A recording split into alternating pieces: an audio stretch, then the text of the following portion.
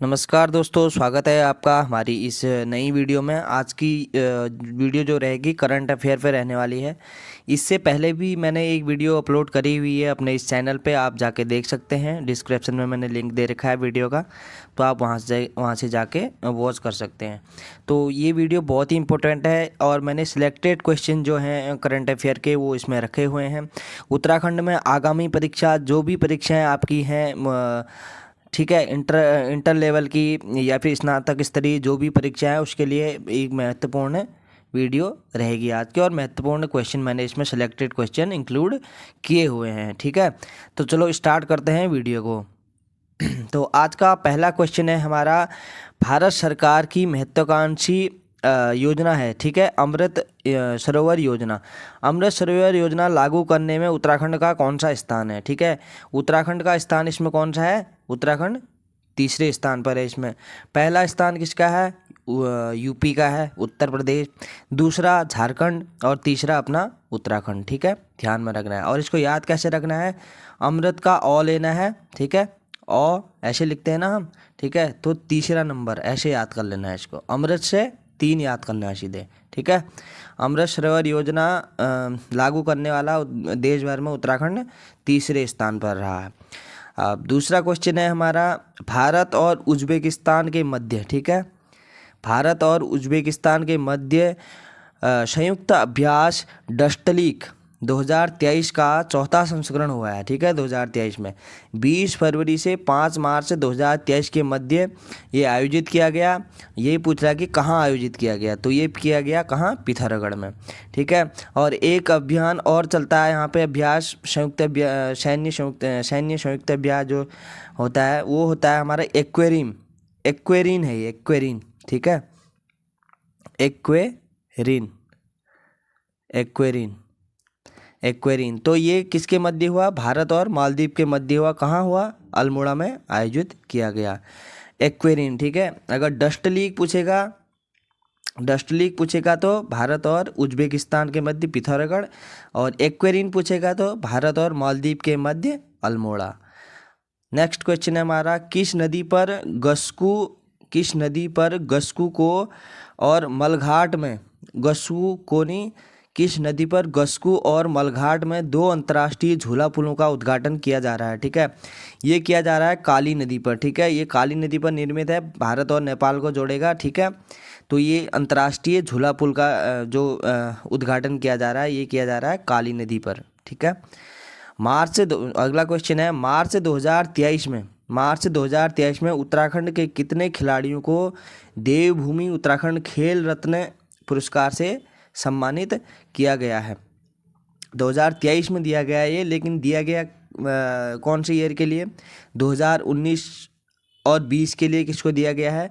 लक्ष्य सेन को दिया गया है, जो कि बैडमिंटन के खिलाड़ी हैं। और 2020 और 21 के लिए दिया गया है चंदन सिंह, जो कि क्या है? एक एथलीट है। अगला क्वेश्चन है, क्वेश्चन नंबर 5 है, देवभूमि द्रोणाचार्य पुरस्कार 2023 दिया गया है, ठीक है। तो इसको देखते हैं, 2019 और 20 के लिए किसको दिया गया है? धीरेन्द्र कुमार सेन को दिया गया है, जो कि बैडमिंटन के क्या है? कोच हैं। 2020 और 21 के लिए दिया गया है कमलेश तिवारी, जो क्या है? ताइक्वांडो के क्या हैं?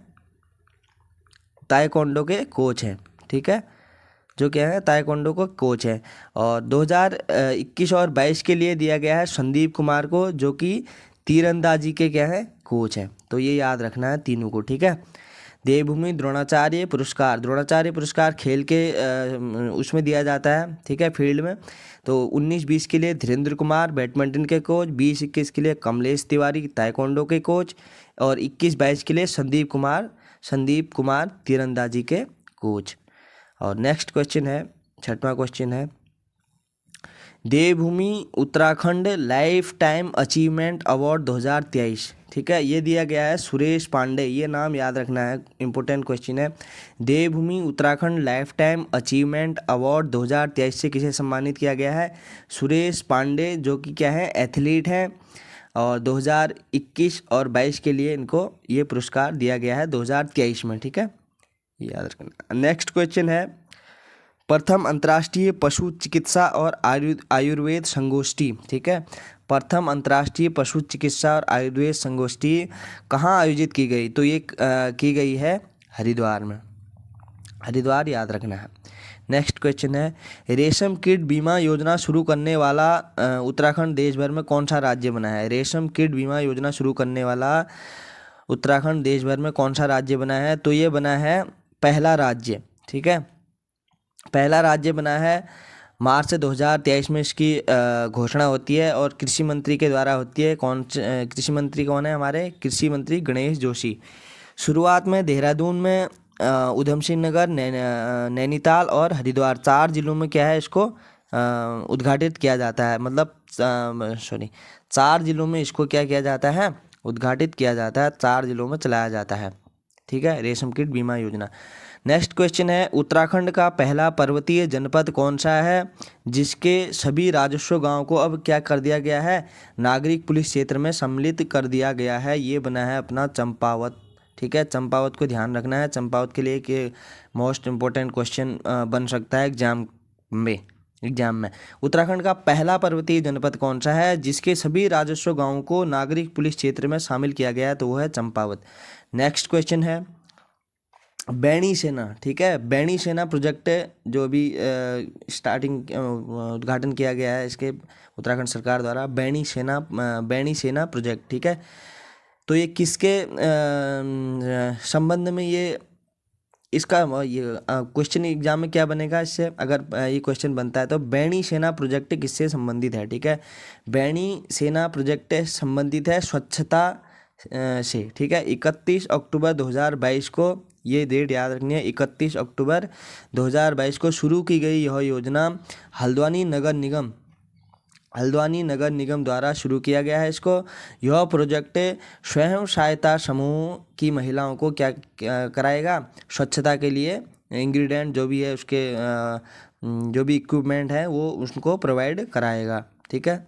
गांव में आजकल देखा भी होगा आपने, स्वच्छता के लिए गांव में डस्टबिन वगैरह लगे हुए हैं, ठीक है। उसके मतलब स्वच्छता के तहत जो भी है सरकार क्या प्रोवाइड करवाएगी, उनको सहायता देगी और जागरूक करवाएगी कि आप स्वच्छता रखिए। ये इस वजह से ये बैणी सेना प्रोजेक्ट स्वच्छता से संबंधित है।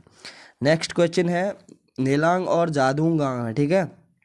जादू गाँव नहीं है, जादूंग है ये, जादूंग। नेलंग और जादूंग गांव उत्तराखंड के किस जनपद में स्थित है? ये है उत्तरकाशी जनपद में स्थित है नेलंग और जादूंग गांव। आप उत्तराखंड का मैप जरूर देख लेना। मैप तो बिल्कुल ही याद होना चाहिए बच्चों, मैप तो माइंड में बिल्कुल छपा हुआ होना चाहिए उत्तराखंड का, ठीक है। मैप से ही आपके कितने क्वेश्चन सॉल्व हो जाएंगे। उत्तराखंड भूगोल से जो भी अपने 12-14 नंबर जो भी बनेंगे वो आपके मैप से ही कंप्लीट हो जाएंगे। और नदी तंत्र एक बार अच्छे से देख लेना एग्जाम हॉल में जाने से पहले। और मेरी तो यही आपसे एक सजेशन मेरा ये रहेगा कि उत्तराखंड मैप बिल्कुल माइंड में छपा हुआ होना चाहिए, ठीक है। नेक्स्ट क्वेश्चन है,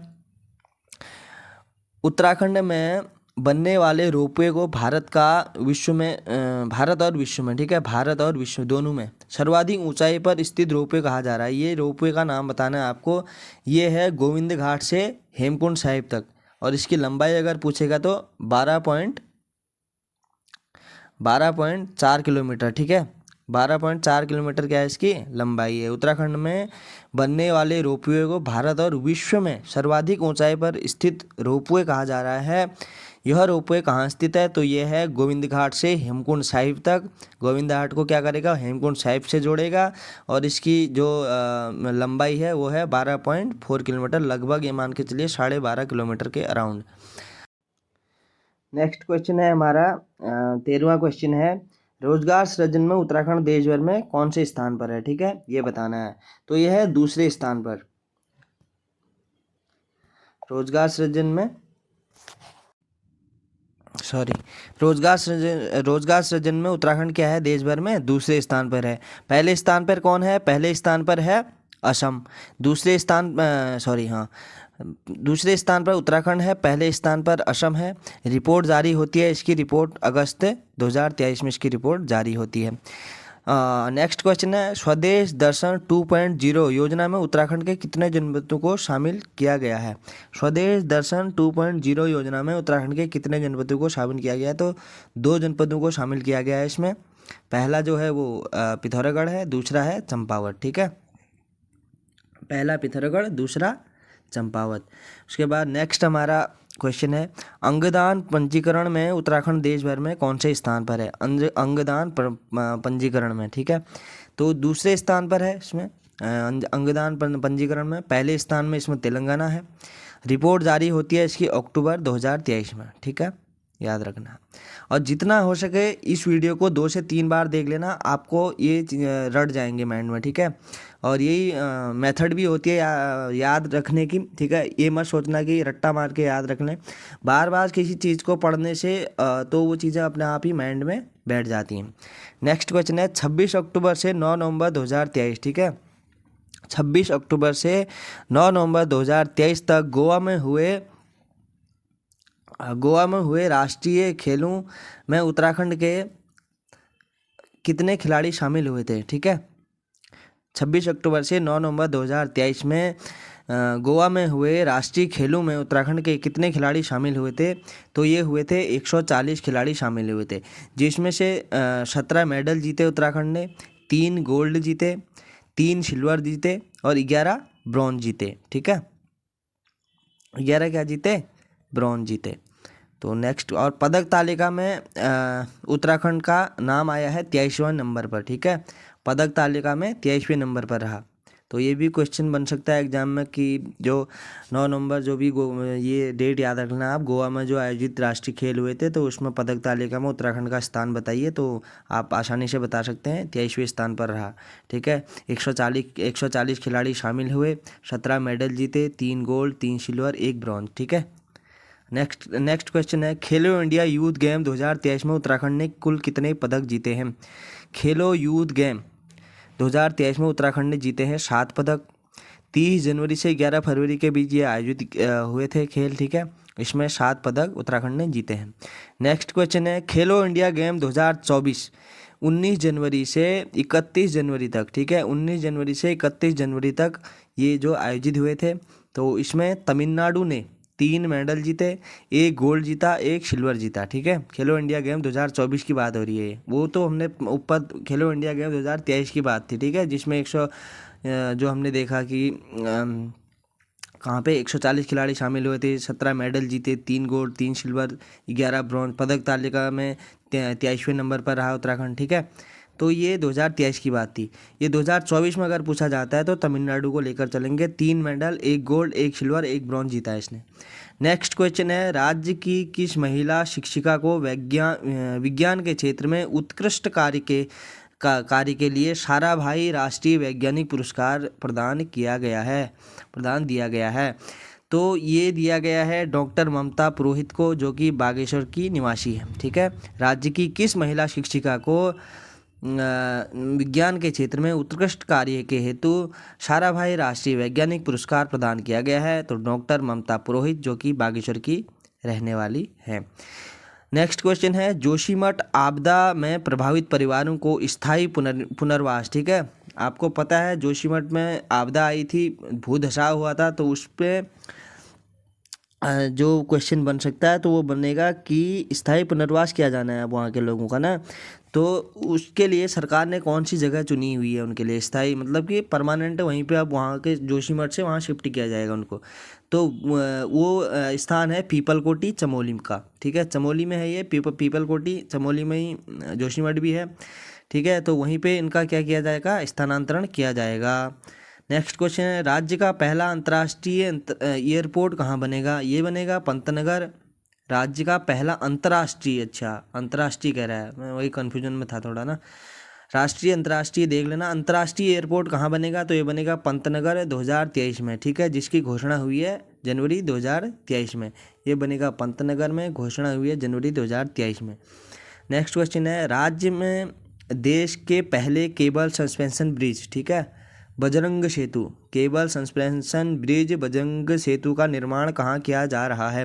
तो ये किया जा रहा है ऋषिकेश में। लक्ष्मण झूला झूला तो आपको सबको याद ही होगा, ऋषिकेश में है। तो इसको सस्पेंशन बजरंग सेतु को लक्ष्मण झूला से ही कनेक्ट करके चलना है अपने को, ठीक है। झूला पुल की स्थिति खराब हो गई है वहाँ पे ना, बहुत पुराना पुल हो गया है वो, तो उसी कारण क्या किया गया है, वहाँ पे पास में बजरंग सेतु का निर्माण किया जा रहा है, ठीक है। और ये इस तरह का पहला ब्रिज है जो कांच या ग्लास ब्रिज कहलाएगा क्या, कांच का ब्रिज बनेगा, ठीक है। तो ये बजरंग सेतु इम्पोर्टेंट है क्वेश्चन, ये याद करके चलना। नेक्स्ट क्वेश्चन है, उत्तराखंड सरकार ने नकल विरोधी कानून क्या किया लागू किया? उत्तराखंड सरकार ने नकल विरोधी कानून 2023 कब लागू किया? तो किया गया है 11 फरवरी 2023 को, ठीक है, 11 फरवरी 2023 को। तो आज के क्वेश्चन बस 23 क्वेश्चन ही मैं लेके आया था, क्योंकि कम क्वेश्चन रहते हैं तो माइंड पे क्वेश्चन ज़्यादा बैठते हैं, ठीक है। तो आज की विंसर ईयर बुक की क्लास है मेरी। विंसर ईयर बुक से आपको पता है हर एग्जाम में क्वेश्चन बनते हैं, ठीक है, और डायरेक्टली उठाता है वहाँ से आए क्वेश्चनों को, ठीक है, विंसर ईयर बुक से। विंसर ईयर बुक आप कर लेना, अगर आप ले सकते हैं, परचेज कर सकते हैं तो आप ले लेना। लेकिन विंसर ईयर बुक आप बहुत मोटी है, आप ये कहेंगे कि क्या पढ़ा जाए क्या नहीं पढ़ा जाए, लेकिन मैं आपके लिए सिलेक्टेड क्वेश्चन लेके आऊँगा एग्ज़ाम के पॉइंट ऑफ व्यू से, ठीक है। तो मेरी क्लासों को आप ज़रूर अटेंड कीजिएगा, ज़्यादा टाइम नहीं लूँगा आपका, 10 से 12 मिनट या 15 मिनट की एक वीडियो डालूँगा, आप अच्छे से जाके देख लेना, और अगर हो सके तो क्वेश्चन को एक बार नोट डाउन कर लेना, ठीक है। और ये बहुत बेनिफिशियल रहेगा, आप अगर नोट डाउन करते हैं, क्वेश्चनों को लिखते हैं बुक में, तो आपके लिए भी एग्ज़ाम में सरलता मिलेगी और आपको ही फ़ायदा होगा, ठीक है। वैसे अगर एक बार ऐसी आपने हवा अगर देख ली वीडियो तो एकदम से दिमाग में बैठेगी नहीं चीज़, बाकी आप लोग समझदारी हो, ठीक है। तो आज के लिए थैंक यू सो मच।